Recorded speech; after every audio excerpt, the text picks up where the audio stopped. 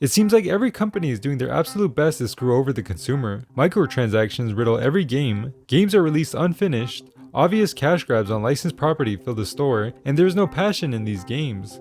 Despite all of this, there is still one company that still makes good games and products. One company that pushes to help the consumer through their practices. This company is Valve. They have showed that in the long run, their practices are better for the consumer. They push for an open ecosystem, people's right to repair, and still make great games. But there are also many violations of this philosophy, and generally being an evil corporation. So in this video, I'll try to answer the question, is Valve the last pro-consumer company in gaming?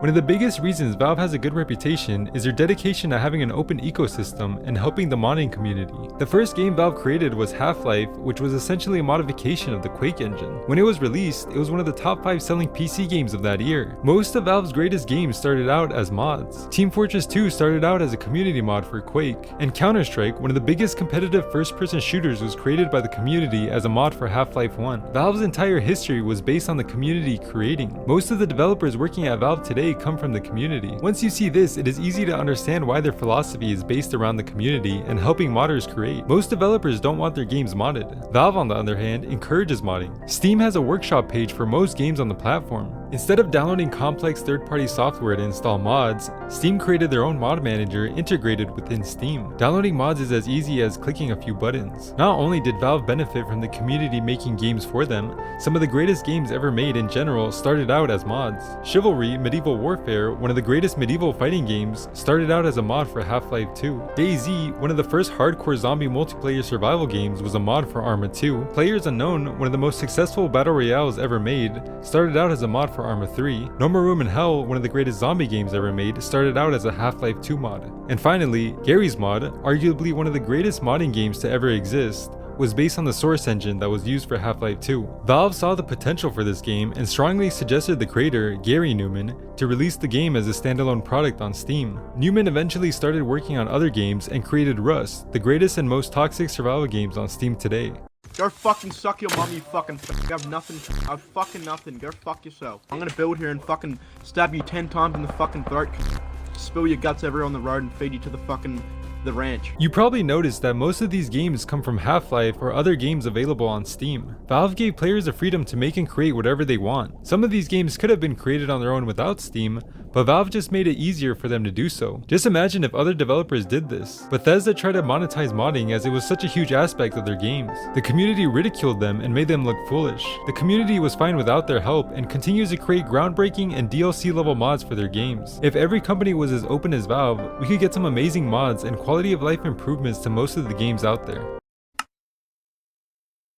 Valve brought the same philosophy of openness when creating their hardware. When they created the HTC Vive, they were competing with Oculus, who was bought by Facebook. Valve and Facebook had two completely different approaches when they came to the VR space. Facebook wanted to collect their players' data, and they started buying out companies to make Oculus exclusives. Valve, on the other hand, created Steam VR, which allows users with any VR headset to play PC VR games. They allowed any headset to be used with the software. It didn't matter if it was an HTC Vive, an Oculus, Windows Mixed Reality, or any other third-party headset. Not only did Steam VR allow you to play Steam games, it allowed any game, no matter where you got it from, to be played. That meant developers could release their games on itch.io or on websites like Patreon, and it would still be compatible with Steam VR. It linked the bridge between any third-party headset, no matter if it was a Valve product, to be able to play PC VR games. It didn't matter if it was a Steam game or random exe file released on the dark web. This is a stark contrast when you look at what Facebook did with Oculus. Oculus created their own store, only allowed Oculus headsets to be used, and on top of that, they were buying out small indie developers to make Oculus exclusives. Valve believes VR is the future of gaming. In order to push VR, they created their own headset, the Vive, and most recently, the Valve Index. They also pushed VR by creating Half-Life 3.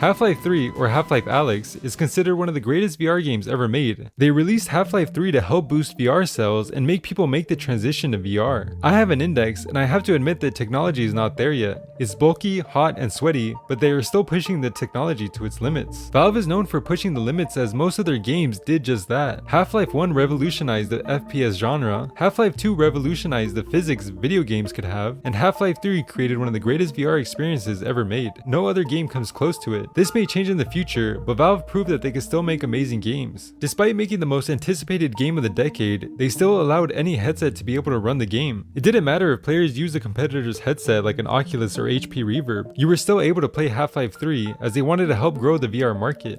They also made it easy for people to create tools for VR. One of the first big mods for Steam VR was a program called OpenVR. It was created to allow people to play Oculus exclusive games with any other headset. It is an amazing application as it is helping the community experience games that they were blocked off from by Oculus.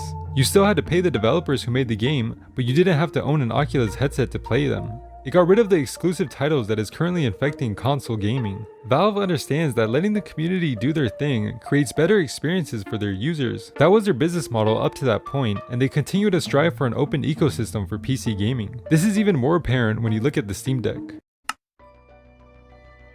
Valve created the Steam Deck to help push Linux. If you're unfamiliar with Linux, it is an open source operating system that anyone could build upon and is free to use. The only issue with the operating system for gamers is that not every game is compatible with it. The majority of games are built to run on Windows. If you're unfamiliar with the Steam Deck, it is a portable gaming console that is running Valve's own version of Linux called SteamOS. Some could say that Valve created SteamOS as a form of self-preservation. At any moment, Microsoft could shut down Steam if they wanted to. If Microsoft wanted to create their own PC store, they could make it incredibly difficult for Steam to run on any new variation of Windows. No matter their motivation, helping the community build up Linux is a major feat that no other company could have done. They didn't do this all in-house. Valve paid hundreds of open source developers like the ones that worked on Wine to create Proton. When Valve started working on the Steam Deck, they paid these people to create Proton, another compatibility layer that allowed Steam games made for Windows run smoothly on Linux. Like Valve's other games, Proton was built on the multiple years the community invested to make Wine. SteamOS allows for an easier interface to navigate for gamers to use Linux. This is great, as before you'd have to be relatively well versed in computers to use Linux. SteamOS just makes the transition easier. It creates competition for Windows. Microsoft currently holds a monopoly on PC gaming, as you need it to run all of your games. This is bad, as they've recently been pushing the limits on what they could get away with. They collect all of your data, make seemingly useless and unnecessary updates to make the UI more infuriating, and every update fills your PC with bloatware to slow it down. What Valve did with Proton just creates competition and again directly supports the open source community.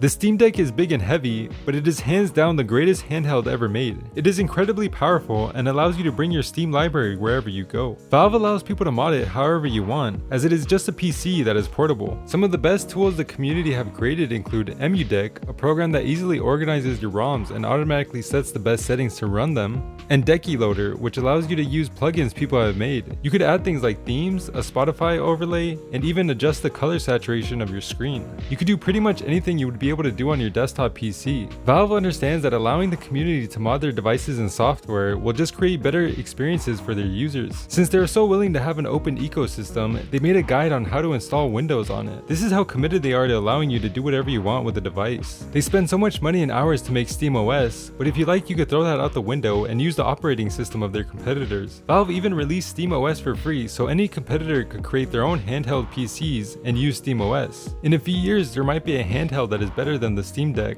but still uses SteamOS or another form of Linux, as it could use Proton as a compatibility layer. Moving on from the software, Valve is dedicated to make their devices easy to repair. This is great as it cuts down on e-waste and makes your device have a longer life. They partnered with iFixit to sell replacement parts. Everything is accessible with a Phillips head screwdriver. This is very different compared to every other console using security screws that need special bits to be opened. It is easy to swap out parts, just as easy as it is to open. Valve made most of the deck's internals modular to make changing things like a thumbstick easy to replace. It also allows people to make upgrades. We are still in the early days of the Steam Deck, but GullyKit created electromagnetic thumbsticks that are supposed to be more accurate and completely eliminate stick drift. We're soon going to see even more upgrades down the line. Currently, the easiest and best upgrade you could do is upgrade the SSD. Valve said that they barely broke even in profits when making the Steam Deck. They make up for that cost in game sales, but it was extremely helpful to people who couldn't afford a gaming PC due to the silicone shortage. If you couldn't afford a GPU, you were able to buy a fully fledged gaming PC for the fraction of a cost of a decent gaming desktop. The Steam Deck overall is just a major win for consumers and will hopefully push other companies to do the same practices as Valve. Despite all the good Valve has done for the consumers, they are far from the saints the internet seems to believe they are. Just like every corporation, most of them are evil by definition. All the major ones value profit over human lives. But I do believe Valve is different in that if there was a spectrum between good and evil, Valve would slightly lean towards good. One of their philosophies is they allow their employees to work on whatever they want. The theory being that the employees who choose what they want to work on are more likely to make better products. No one is told what to do, and people only work on what they are passionate about. This feel-good type of management is great, but it's also bad as they no longer make games. Everyone just does whatever they want. But it is refreshing to see a billion-dollar company do something that is beneficial to the mental health of their employees. This work environment is why the games they do make are amazing. They are all passion projects and it shows in the quality of their games. The only reason they are allowed to do this is because they make so much money from the Steam store. There is still a company that needs money to operate. For example, CSGO was basically abandoned with having very few game-changing updates every few years. The only regular updates they gave the game were to add more cases and skins. They were able to print money by getting their players addicted to buying keys to open cases. It was addicting because it was basically a slot machine as the skins were able to be sold for real money. The chances of getting a high-ticket item was rare, but the allure of it all drove people to get addicted to the system they built. This damaged an entire generation, including myself, as there was no way to verify your age to open cases. There were a ton of websites piggybacking off of Steam's profits by making gambling websites. You could bet your skins on professional games, play blackjack, and many other type of addicting games. Gambling is one of the worst addictions. Out of all the addictions, gambling is the most likely to lead to unaliving yourself. That is why casinos have so many laws to protect people from falling into the dark rabbit hole that is gambling addiction.